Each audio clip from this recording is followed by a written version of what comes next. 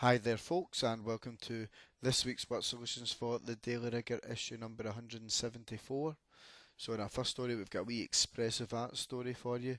So a painting by Banksy, the anonymous Bristol street artist, showing the House of Commons overrun with chimpanzees, has sold at auction for this rather large sum of money, and we've to write this figure in words.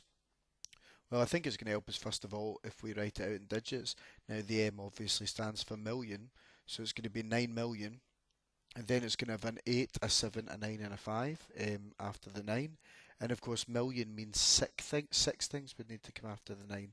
So that's 1, 2, 3, 4, and that means we're going to need another 2 zeros. And now that we've written out in full, we can write it in words. So we've got 9 million, we've got 879,500.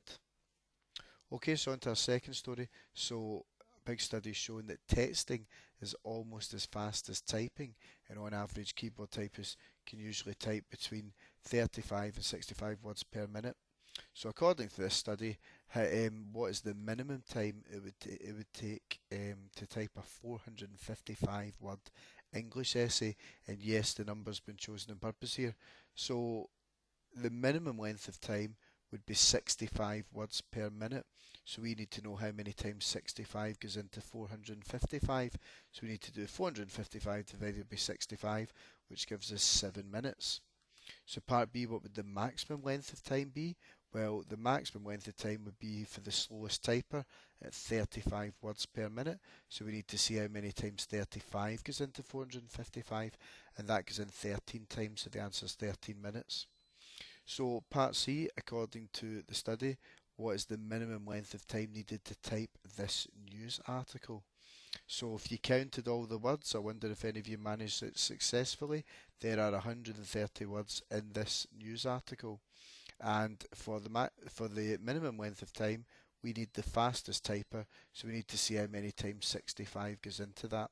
So that's an answer of 2 minutes. And of course, the challenge this week, can anybody beat this time? And if you do that, guys, I have to say I'm very impressed. I'm quite a good typer, but I don't think I could knock it out in 2 minutes. Okay, so on to our sports story. So Katarina Johnston Thompson has won the heptathlon at the World Championships. So how many events are there in a heptathlon first of all? So that's going to be 7. Explain how you know. Probably because a heptagon's a polygon with 7 sides, isn't it? So can you name all the events, I wonder? So part B, so a polygon is a two-sided shape, a 2D shape, sorry, with at least 3 sides. So what name is given to a three-sided polygon? So a three-sided shape, that'll be a triangle. But if you wanted to get all fancy, you could have called it a trigon, I suppose. So part C, can you name 6 four-sided polygons? So the two obvious ones, a square and a rectangle. So we've got a parallelogram, rhombus, kite, and trapezium. There's 6 for you. I wonder if you come up with any different ones yourself.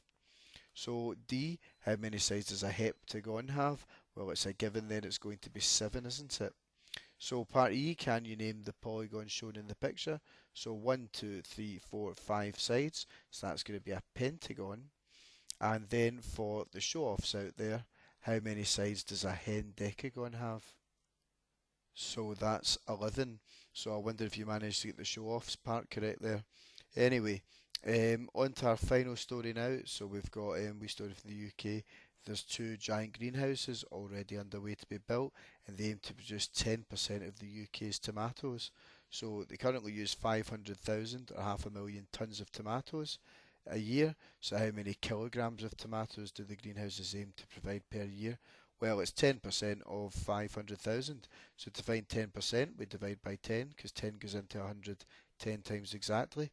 So that gives us 50,000 tons.